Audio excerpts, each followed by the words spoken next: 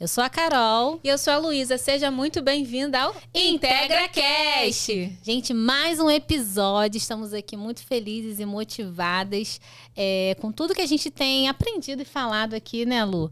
E a gente está muito feliz em trazer tanta informação para vocês, tanta coisa legal pra gente também, porque a gente sai daqui com a cabeça fervendo de tanto aprendizado. E antes da gente começar, a gente quer agradecer aos nossos colaboradores, que é a Vó Alzira do Pechincha, que sempre deixa um bolinho maravilhoso pra gente. Sempre aqui nos ajudando a recepcionar as nossas convidadas, né, maravilhosas. E a Gra, né, que hoje, especialmente, a gente tá muito... 2024, né, a gente tá gata, com uma beleza. Né? Eu acho que é os 30, amiga. Eu fiz 31, você vai fazer 30. Eu acho que é a idade, entendeu? Que a gente tá ficando mais bonita. E a Gra nos deixou, assim, maravilhosas. Ela realmente realçou nossa beleza. Estava até me admirando aqui meus cabelos bonitos hoje. Então, se você quiser uma maravilhosa maquiadora e penteadista, é com a Gra, com certeza. É isso aí. Vamos apresentar a nossa convidada de hoje. Eu tenho o prazer de estar aqui com uma amiga de profissão, né? Chique. Chiquérrima. E essa pessoa foi um presente, assim, meio inesperado na minha vida, né? A gente conheceu tem pouco tempo, super aleatório, mas quando eu conheci a história dela, eu falei assim, muita mulher precisa ouvir isso que você tem a dizer, então... Seja muito bem-vinda, Andressa.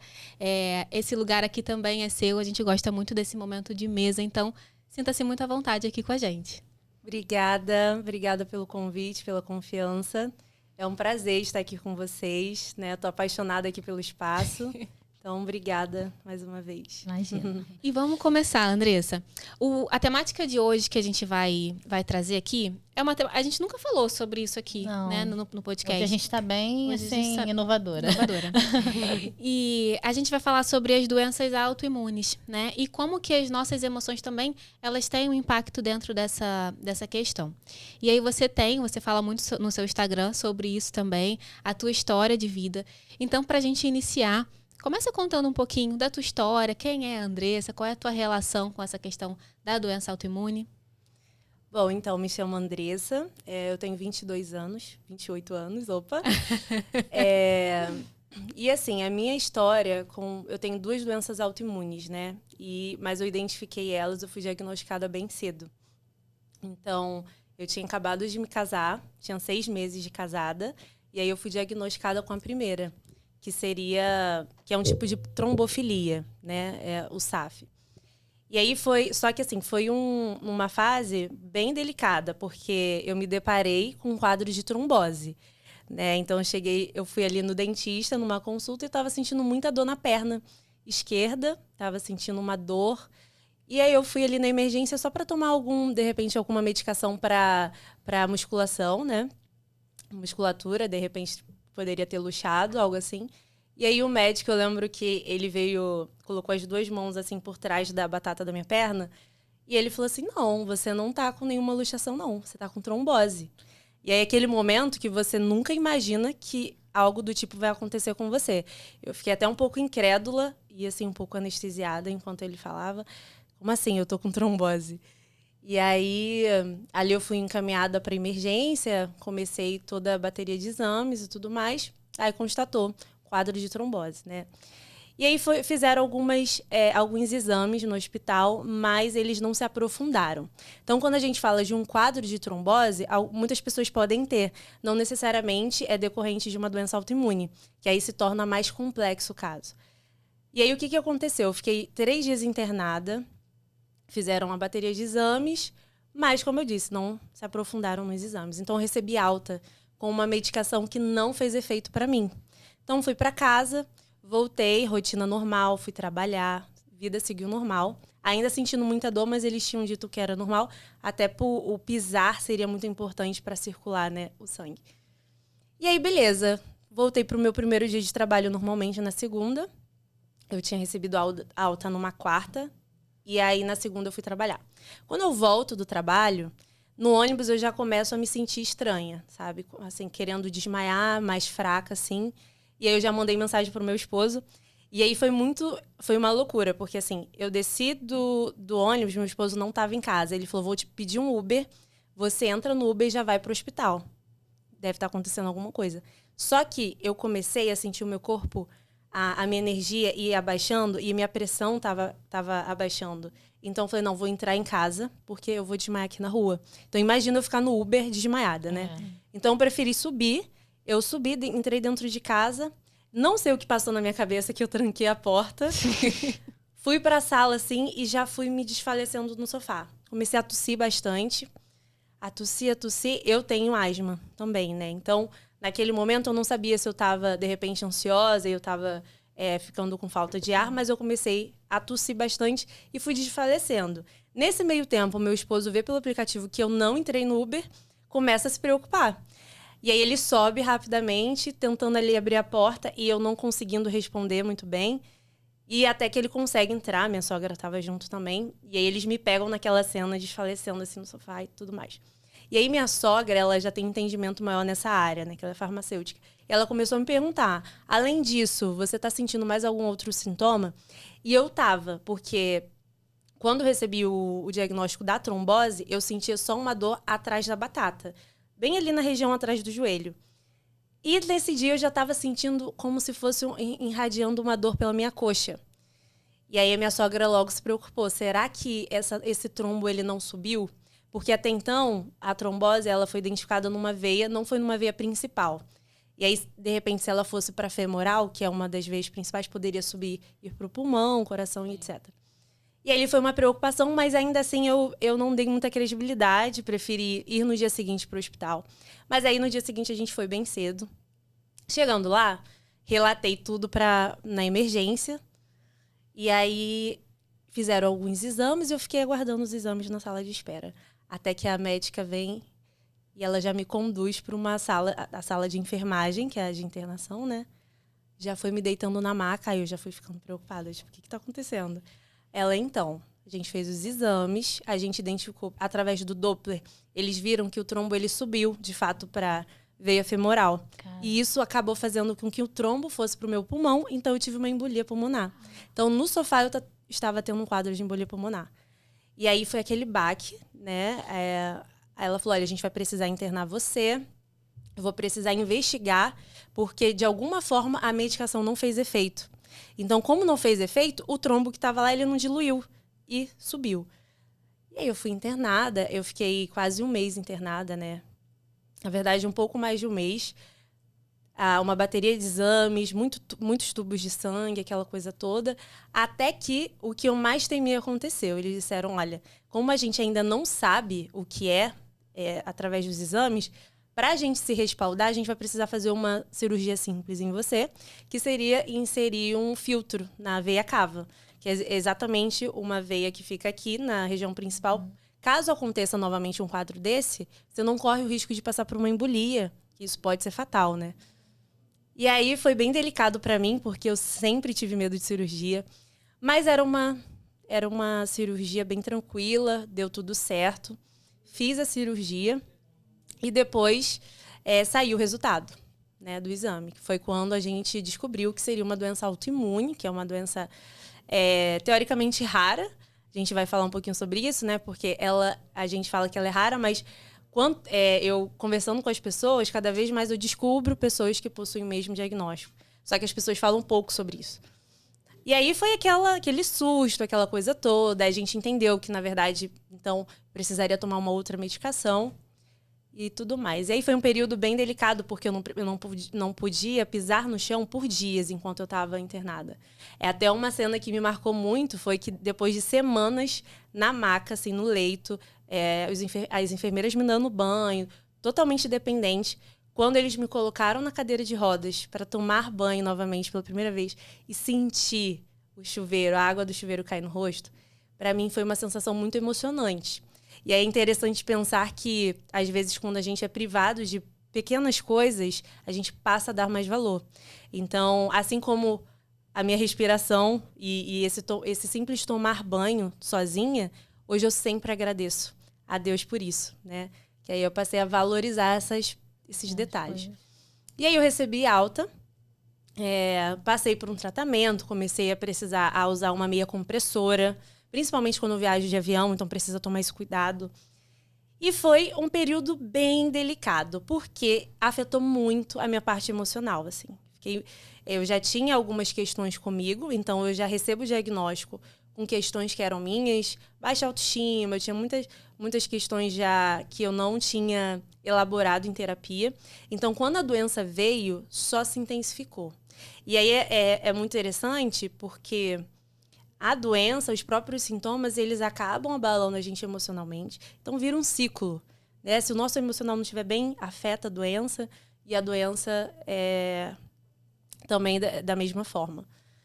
E aí, beleza, fui me adaptando, passei pelo processo de terapia, busquei um acompanhamento psicológico, porque quando eu fui buscar quem tem doença autoimune, é muito importante que você tenha um acompanhamento com uma reumato, né? Então, ela é especializada, um profissional especializado nessas doenças, e ela de cara já falou, olha, você precisa ser acompanhado por um psicólogo, principalmente nesse primeiro momento. E aí eu busquei. Foram se passando os anos, e elaborando, foi muito difícil, foi muito lento o processo, né? Cada pessoa tem o seu tempo. Mas eu digo que quando eu estava começando a me sentir melhor, a olhar para a doença de uma forma diferente, aquela coisa toda, se passou um ano, né? Então, esse primeiro diagnóstico eu recebi em julho de 2019. Quando chegou no mês de julho de 2020, pandemia, a gente estava numa situação bem atípica. Meu esposo, ele trabalha embarcado. E ele tinha pego o Covid e ele estava embarcado 53 dias. Caralho. E aí eu fiquei num estado assim, emocional onde eu fiquei muito fragilizada. Porque eu trabalhava de home office, então fazia a faculdade de casa, tudo era no mesmo ambiente. E quando meu esposo ficou ausente por tanto tempo, parece que intensificou. E eu já tinha lido alguns sintomas de outras doenças, porque a gente sabe que quando uma pessoa ela recebe o diagnóstico de uma doença autoimune, é muito comum que ela desenvolva outras, ou ela não vai desenvolver nenhuma. E uma muito comum de vir junto com essa trombofilia, que é o SARF que eu tenho, é o lúpus. Então, eu já tinha lido sobre essa doença, já sabia dos sintomas. E aí, de repente, eu comecei a sentir os sintomas nesse período.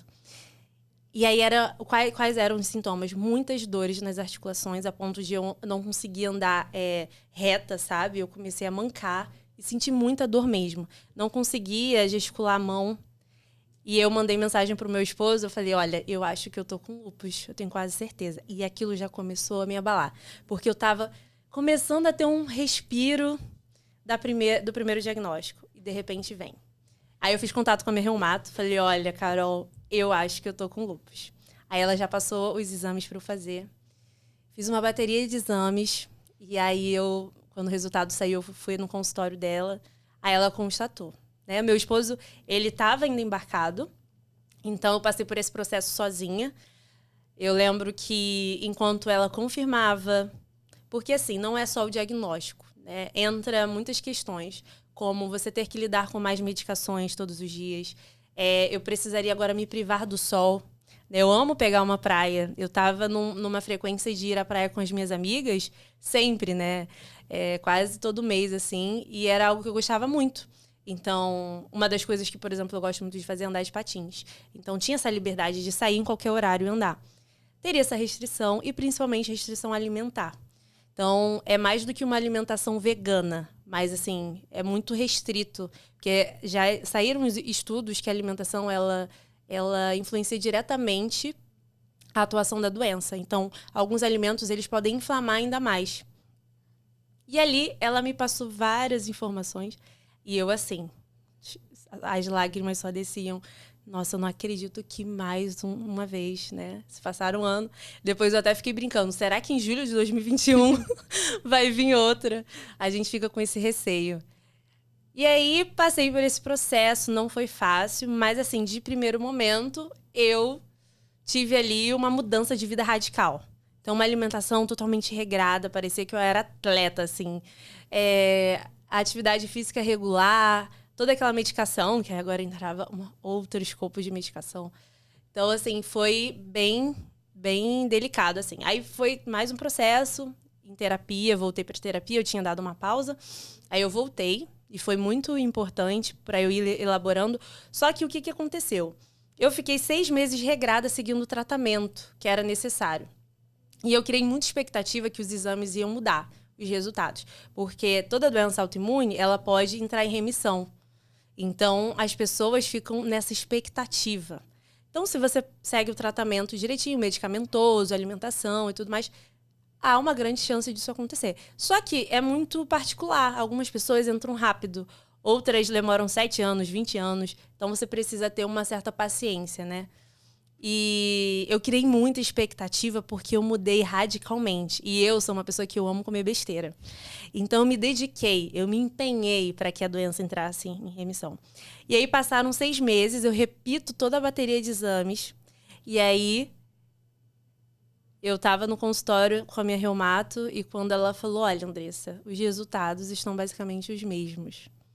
Aquilo veio como uma frustração tão grande que eu nem consigo explicar, assim. Porque realmente eu criei uma expectativa.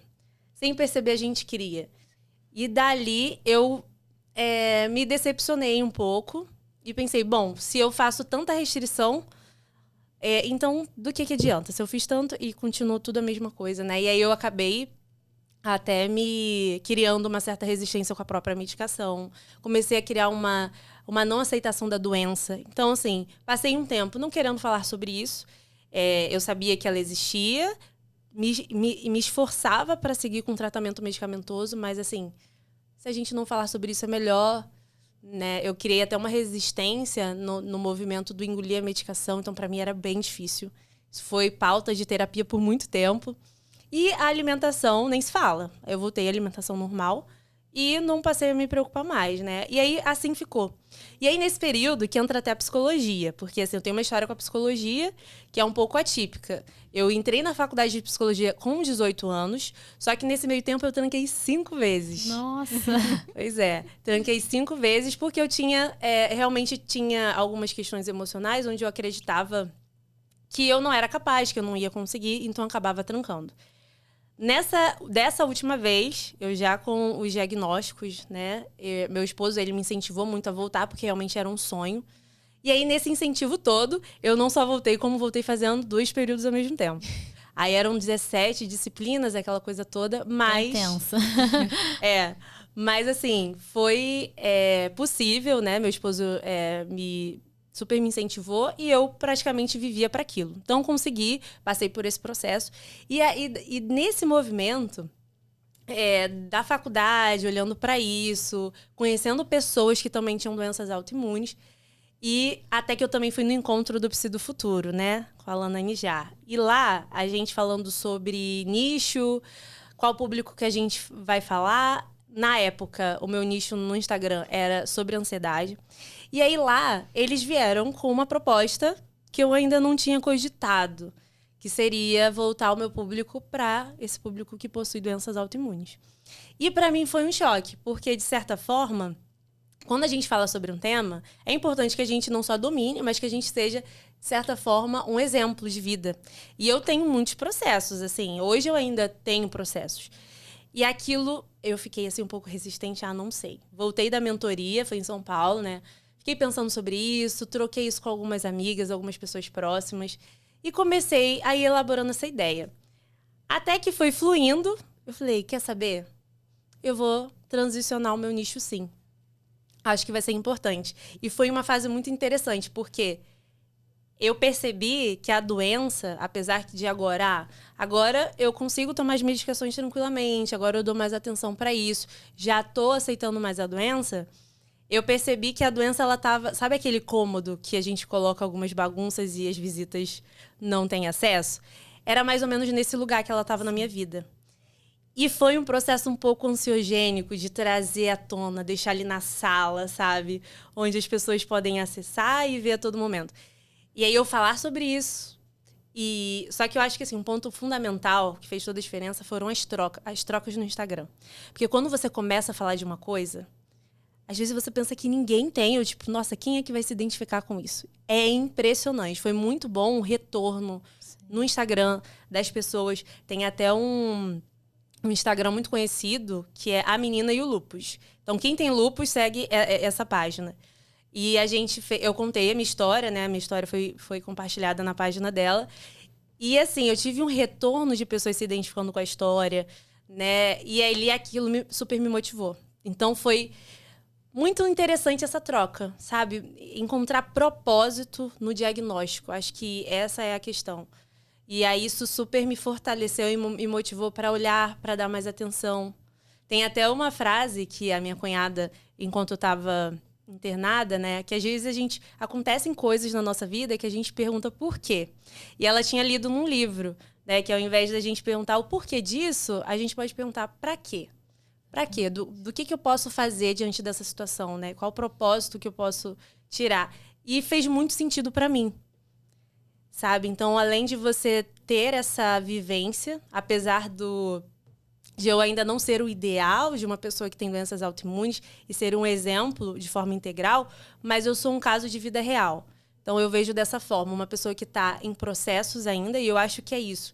Toda pessoa que tem uma doença autoimune ou doença crônica, ela vai estar em constantes processos. Sim. Sabe? De rever questões que vêm à tona, que vão evocando. Tem fases da nossa vida que a gente está mais emocionalmente mais abalado, sabe?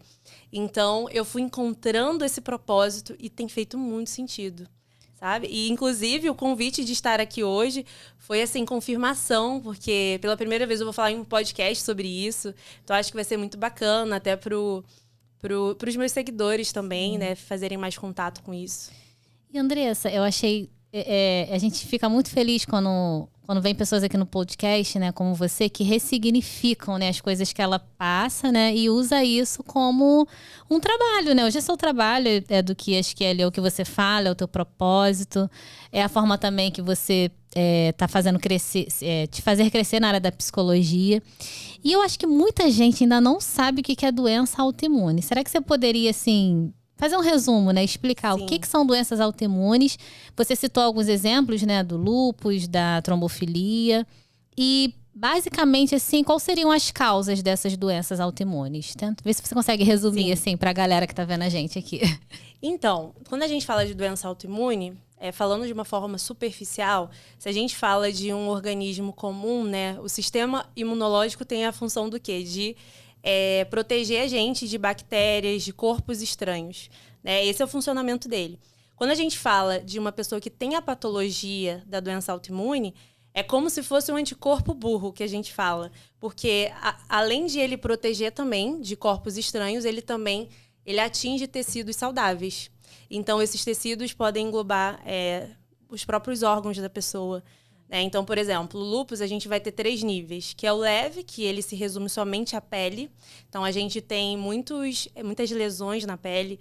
Inclusive, um dos símbolos do lúpus é a borboleta, porque geralmente se forma uma lesão aqui realmente parecida com a borboleta. Tem a intermediária, que afeta a articulação, então ele já está numa questão do sangue mesmo. E também o mais grave, que é quando afeta os órgãos. Então, o que tem em comum nas doenças autoimunes é isso, é esse anticorpo burro que acaba atacando esse tecido saudável. Aí a gente, assim, hoje a gente tem mais de 80 doenças autoimunes, são muitas, assim. As principais que geralmente já chegaram para mim, tanto no Instagram ou em conversas, é o próprio lúpus, são tipos de trombofilia, que são várias, né? O SAF é uma trombofilia específica. A gente tem artrite reumatoide, temos diabetes tipo 1. Então, assim, são várias. Mas essas são as principais que vão aparecendo, assim, no dia a dia, sabe? E aí, vamos trazer agora um pouco para nossa área, né? Um pouco aqui também para o Sim. nosso lado emocional. Deixa eu chegar aqui pro lado, obrigada. Mas assim, psicologia é uma coisa muito profunda, mas eu brinco que eu sou quase uma psicóloga. Olha Porque só, por conta das minhas pacientes. 5 anos de faculdade, você me solta uma dessas, Mas eu falo para as pacientes que tem que fazer terapia. É isso aí. A minha função de ser psicóloga é falar para todo mundo que tem que fazer terapia. E como que as nossas emoções, né, elas acabam sendo algo que pode desencadear essa doença autoimune? E também não só isso, né? O quanto que é importante que a gente esteja em um acompanhamento psicológico, porque de fato são várias coisas que vão... É um impacto muito grande quando a gente recebe qualquer tipo de diagnóstico, né? Principalmente um diagnóstico que é de alguma forma permanente. A gente sabe que tem a remissão, mas a gente sabe que não tem a cura, né? Então, receber isso às vezes é muito difícil. Isso também acaba impactando em outras áreas da vida, né? Não só como uma questão de estigma social, às vezes, e eu acho que por isso muitas pessoas não falam, e por isso que a gente quis trazer essa temática aqui hoje, né? Porque às vezes as pessoas não falam sobre isso, tem vergonha, tem receio, o que vão achar sobre mim, né? Tem a questão do diagnóstico em si, tem a questão do emocional e agora, como vai ser, das incertezas, tem a questão da frustração, então é muita coisa para lidar quando a gente recebe um tipo de diagnóstico desse. Então, como que você enxerga essa questão, né? E como que funciona? Como as nossas emoções, ela pode desencadear esse processo das doenças autoimunes e também como é importante esse acompanhamento psicológico para a gente conseguir lidar com todas essas questões.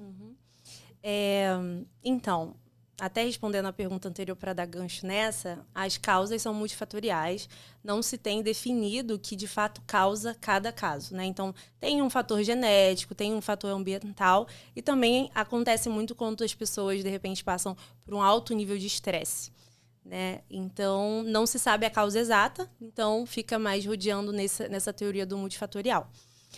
Nessa questão da parte emocional, como eu disse no início, é muito interessante, porque assim, quando a gente algumas questões emocionais, elas vão desencadear a nível fisiológico, né? Então, nesse momento, vai liberando alguns hormônios, né? A gente tem aí a adrenalina, a gente tem a noradrenalina também. Então, isso o que acontece? Todas essas informações que vão sendo enviadas para o nosso corpo, se a gente já tem uma pessoa com funcionamento do sistema imunológico que é disfuncional, aquilo ali ajuda a inflamar todo o seu funcionamento. Então, ele inflama e aí a pessoa vai sentir através da articulação, vai ser a pele que vai falar de alguma forma, entende? Então, assim, por isso que está muito interligado. Os sintomas, eles abatem a pessoa por si só, porque, de certa forma, são sintomas que limitam a pessoa. Então, no dia que ela sente uma dor articular, no dia que ela começa a lesionar a pele, sente vergonha, mexe na autoestima da pessoa. Então, realmente é um ciclo, onde um vai afetando o outro, sabe? É realmente um limbo, assim.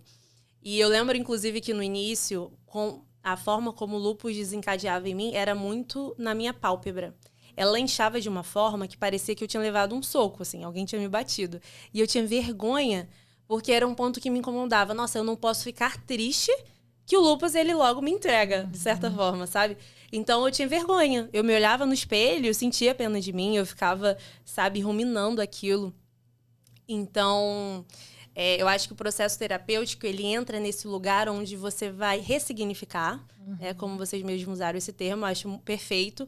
Ressignificar no sentido de, por exemplo, hoje uma abordagem da psicologia que tem mais comprovações de eficácia para tratar pacientes com doença autoimune, seria a ACT, né, a ACT. Então, é a terapia de aceitação e compromisso. Ela vai trazer uma perspectiva de aceitação, mas não é aceitação nessa ideia do eu vou aceitar a qualquer custo e vou me conformar com a situação. Não, não é nesse lugar. Se a gente pega essa palavra em inglês, ACT, se a gente for traduzir, é ação. Então, a ideia é te levar para um movimento a partir dessa realidade. Através de uma flexibilização psicológica, sabe? Uma flexibilização cognitiva. No início, os pacientes geralmente têm uma rigidez, então eu tenho uma ideia, nossa, essa doença agora me resume, agora é uma vida de medicação, e a gente sabe que é uma doença crônica, então, caso ela não entre em remissão, ela é para a vida toda. E mesmo que entre em remissão, você sabe que a qualquer momento ela pode vir à tona de novo. Então, tem até uma frase, não sei se vocês já leram aquele livro do Viktor Franklin, Em Busca de Sentido. Já vou botar na minha lista, já tô com 3 livros hoje aqui. É incrível esse livro, super indico. Principalmente assim, para os meus pacientes que sofrem com alguma doença crônica, eu indico porque ele tem uma frase que me marcou muito, que ele diz assim, se a gente não é capaz de mudar a situação, então a situação ela tá desafiando a gente a mudar algo em nós. Nossa. Então, é uma frase muito marcante para a prática, porque quando a gente se depara com um diagnóstico desse, a gente realmente tem que se avaliar. É um momento que vai evocar questões que são nossas. Ontem mesmo eu compartilhei no Instagram sobre essa perspectiva que a gente tem, às vezes, do ego, né? Acaba esbarrando muito no nosso ego. Então, a gente se sente inferior, a gente começa a se comparar, a gente acha que a gente não é merecedora de estar vivendo aquilo. Eu passei por esses questionamentos. Por que logo eu? né? E aí, eu caí em si no dia que eu me perguntei isso, porque eu pensei, e por que não eu? Eu sou melhor que alguém para não passar por algum tipo de coisa assim, né? Então, vai sendo evocado questões que são suas e que a gente pode olhar por duas perspectivas. Na TCC, que é a minha principal abordagem de atuação, terapia cognitivo-comportamental, a gente vai sempre usar uma analogia com óculos, né? Então, assim, a gente pode ressignificar as lentes que a gente olha a vida, a forma como a gente interpreta.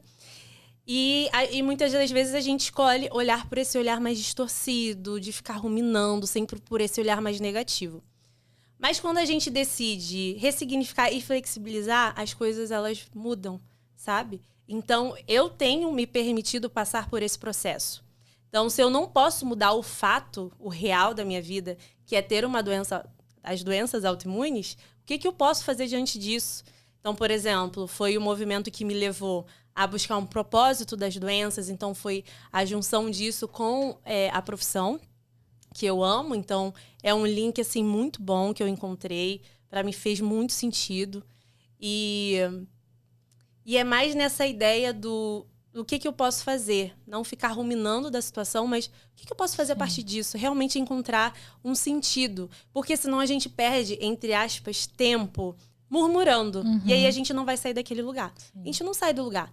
E aí olha que bacana, porque quando a gente se aproxima, ouvindo alguns relatos, né, de pessoas que entraram em remissão, depois, assim, até estava relendo um relato de uma menina de Portugal, que ela entrou em remissão, ela também é psicóloga, só que ela entrou depois de 20 anos.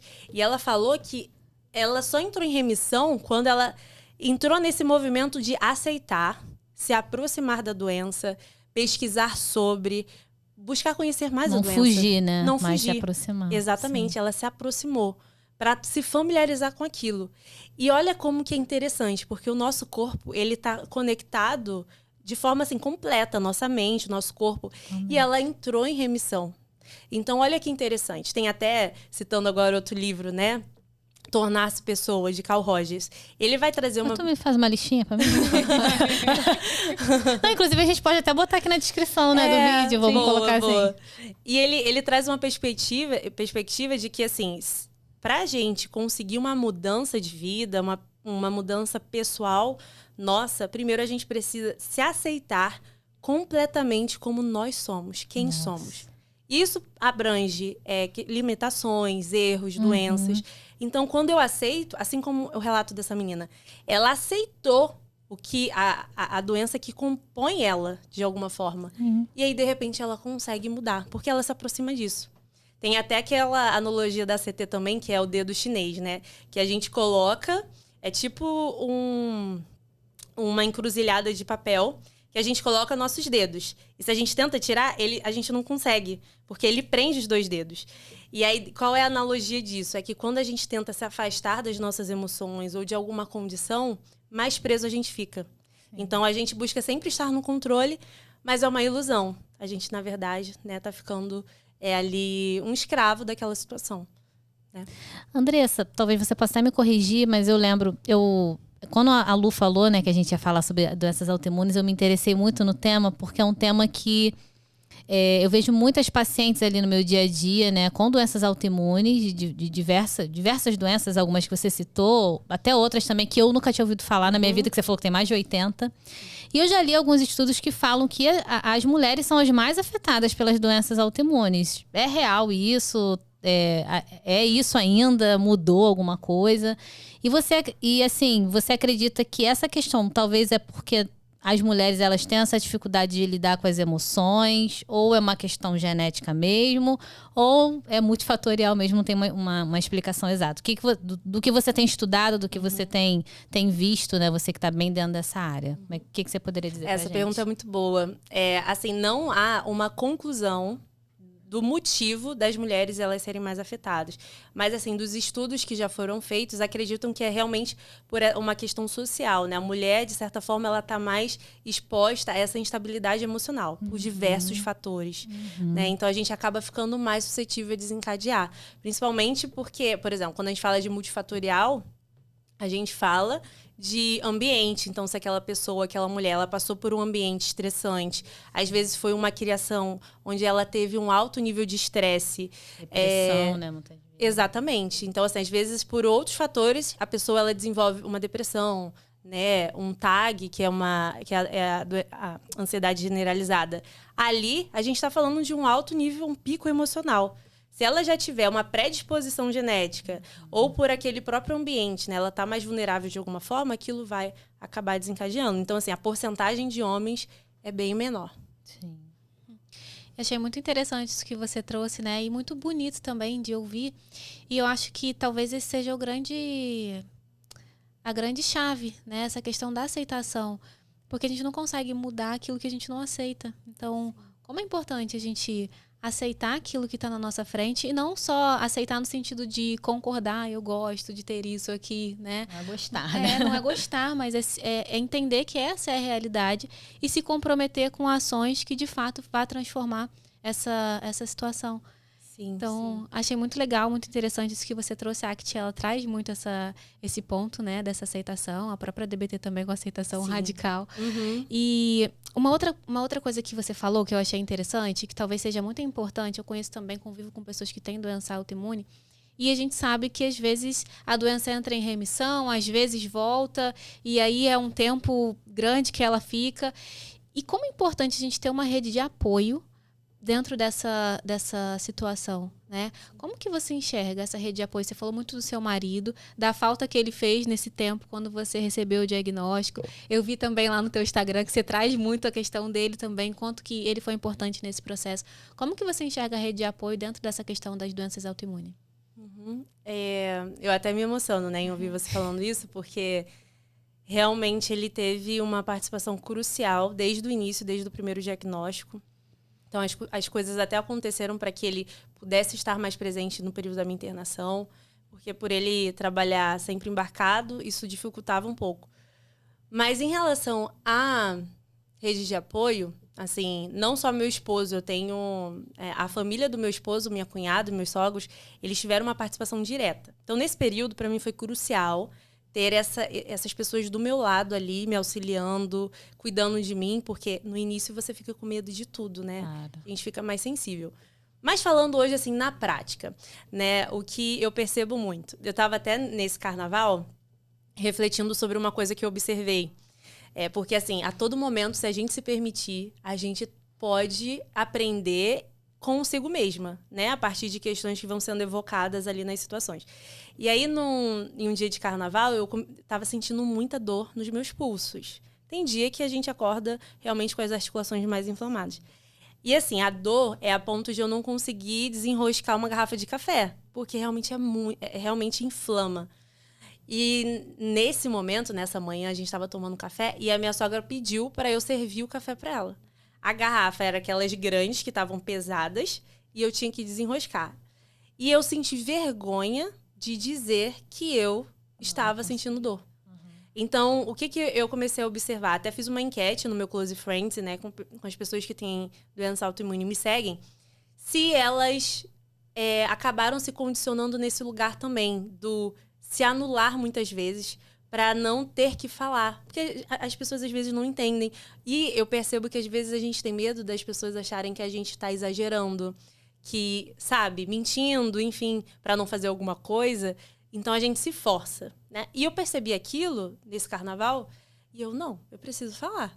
Independente do que do que o outro pensar, eu não posso me invalidar minha dor. Eu preciso ser a primeira pessoa que me respeito nesse sentido, esse limite. E ali foi o momento que eu falei, nossa, eu tô sentindo muita dor, eu não consigo te servir. E aí, compartilhando com algumas pessoas sobre essa situação, essas pessoas falaram assim, nossa, mas a dor que você sente é nesse ponto. Então, assim, se a gente não fala, se a gente não conversa sobre isso, as pessoas à nossa volta, elas não vão ter noção da profundidade do que a gente sente. E muitas vezes eu reconheço que eu sinto dores calada. Eu não compartilho. Então, assim, a rede de apoio, eu acho que é muito importante. Quem é familiar, quem é amigo próximo, cônjuge, é importante buscar informação sobre o tema. Existem até alguns grupos, né, de apoio para pacientes, para ter essa troca. Como é que é? Tem dias que a gente tem uma fadiga, a gente tem assim uma indisposição que é sem explicação, a gente não fez nada, mas a gente tem a nossa energia vai lá embaixo. Então, buscar saber mais sobre, ter essa sensibilidade, essa empatia, para quando a pessoa ela estiver num dia ruim, a pessoa entender. Não, então tudo bem, então vamos respeitar aquela coisa toda. Então, eu acho que precisa ser primeiro um movimento nosso, enquanto pessoas que têm diagnóstico da doença. Então, ser a primeira a se respeitar nesse limite e comunicar. Porque na TCC a gente fala muito sobre isso, sobre não é a situação em si que causa algo na gente, mas a forma como a gente interpreta a situação. Então, trazendo esse exemplo do carnaval, eu olhando assim aquela situação, eu poderia ter ficado me deixado levar pela preocupação de acharem que eu estava exagerando. Mas eu volto, e se não pensar? E se pensar, isso muda o quê para mim? Até que ponto vai essa invalidação? Ponto que eu estou sendo respeitosa comigo. Então, acho que precisa ter um posicionamento. E quando a Luísa fala, né, que conhece algumas pessoas com doença autoimune, isso é muito interessante, porque eu vejo o quanto que se torna cada vez mais importante falar sobre isso. Porque quando eu falo, outras pessoas se identificam. E aí eu vejo que eu tenho uma dor que é compartilhada ali. E a gente começa a pensar junto sobre a causa, de onde surge. O que a gente pode mudar? Então, esse insight que eu tive, por exemplo, no carnaval, e eu levei para o Instagram, muita gente se identificou. Por quê? Tiveram experiências de algum momento. Porque eu percebi que as pessoas não entendem. Então, até meu esposo, uma vez eu chamei a atenção dele porque ele constantemente faz alguma brincadeira que eu sou... Sabe aquela caixa, o papelão quando a gente compra alguma coisa, um eletrodoméstico, e tem aquele desenho da taça quebrada, fragile? Aí ele brinca que eu sou fragile, né? Que eu vim com defeitos de fábrica. Então, assim, de certa forma, algumas falas ou algumas posturas de quando a gente fala que não tá muito bem, isso acaba colocando a gente nesse lugar sem perceber, sabe? Então, o que eu encontrei de em comum se eu pudesse falar aqui para a rede de apoio de pessoas com doença autoimune, algo que eu vi em comum é que as pessoas elas se colocaram sutilmente nesse lugar de não falar, de guardar para si a dor e os sintomas por conta desse... As pessoas elas não recebem bem, ou elas descredibilizam, elas não acreditam. Então, uma forma da gente se proteger, que eu entendi também que é muito compreensível, uma forma da gente se preservar também, é a gente não falar. Porque, de fato, assim, o que a pessoa vai poder fazer naquele sentido da dor, né? Então, é algo para a gente pensar, mas um ponto é buscar conhecimento sobre a doença. Porque os sintomas são diversos, e isso pode impactar uma vida. Isso pode se agravar a outros níveis, a ponto de limitar mais a pessoa, né? Então, é importante a gente falar sobre isso e buscar mais conhecimento. Andressa, e achei super interessante isso que você trouxe também, de falar sobre a dor. A gente até, no podcast anterior ao seu, que a gente gravou hoje, a gente falou muito isso dessa identificação, né? Acho que quando você se abre, né, ali no Instagram, se expõe, né? Você tá se expondo e fala ali tudo que você tem passado, como as pessoas se identificam, falam, caramba, tem alguém que passa pela mesma coisa que eu, algo parecido, eu não tô sozinha no mundo, né? Eu acho que isso é tão importante, a gente se identificar e poder ver que a gente não tá sozinho, porque por mais que a gente tenha essa rede de apoio e que é importante a gente expressar aquilo que a gente tá sentindo, acho que a terapia leva muita gente para esse lugar de saber. Eu também, eu sou uma super fã da terapia, faço terapia e eu faço o TCC também, né? A minha psicóloga também é dessa área. Legal. Área não, mas área de atuação. Abordagem. Isso aí, vocês entendem. E eu acho que o TCC traz, eu já tive experiência de fazer em outra abordagem, mas acho que o TCC traz muito isso de você falar aquilo que você tá sentindo sim, expressar sim, não pelo outro, não pro outro fazer alguma coisa diferente, mas por você mesmo, para você conseguir colocar para fora, enfim. E eu queria que você trouxesse aí um recado para as mulheres que nos assistem. Eu acredito que tem muitas mulheres ou que têm doenças autoimunes ou talvez que vendo esse podcast se identificaram de alguma forma de talvez buscar mais sobre isso. Eu queria que você deixasse um recado como psicóloga, mas também como uma pessoa que passa por isso, né? De como que elas podem ressignificar, né, tudo isso podem... Eu sei que você já deu vários recados aqui hoje, mas um recado em específico ali, olhando para nossa câmera do recado. O que você deixaria para elas aí de recado, de ensinamento, para elas poderem aplicar aí nas suas vidas e terem uma qualidade de vida melhor, né? Perfeito. Então, quando eu penso em um recado para pacientes com esse diagnóstico, eu, como causa real, sei o quanto que é difícil e muitas vezes é um processo lento a gente conseguir ressignificar e chegar nessa fase da aceitação. Por isso que é importante você buscar um acompanhamento psicológico. E uma coisa que eu gosto muito de falar com os meus pacientes é que, independente do que for, uma doença ou uma situação difícil, é importante a gente entender que é só uma parte de um todo que te compõe. Então, a doença ou a situação difícil que talvez você esteja passando, ela não te resume. Tem tanta coisa, tem tanta potência em quem você é, na sua vida. Então, vai depender muito da forma como você escolhe enxergar a situação. Então, veja dessa forma, que você é muito mais do que a doença. Então, assim, às vezes, quando a gente foca muito em alguma coisa, ela tende a expandir. Então, eu só passo a enxergar isso, porque eu expandi muito. E aí, quando eu desaproximo e eu enxergo esse todo, eu consigo enxergar potência, possibilidades e propósitos. Então, eu deixo esse convite, é algo para a gente pensar junto. E, se você ainda não faz um acompanhamento psicológico, busque fazer. É isso, gente. Tô impactadíssima. Carol tá até calma, amiga. Tô muito impactada. Assim, a gente quis mesmo trazer essa temática para jogar luz a esse assunto que é tão importante, que muitas vezes, às vezes a gente se esconde, né? Teve até um episódio que a gente falou sobre a incontinência urinária e você me tocou muito o relato da tua paciente que chorou quando escutou a outra que passava por essa situação também. Então, talvez esse seja o momento, né? Da gente falar e da gente entender que existem pessoas também que passam pelo que a gente passa. E compartilhar essas nossas vivências, isso é muito, muito importante.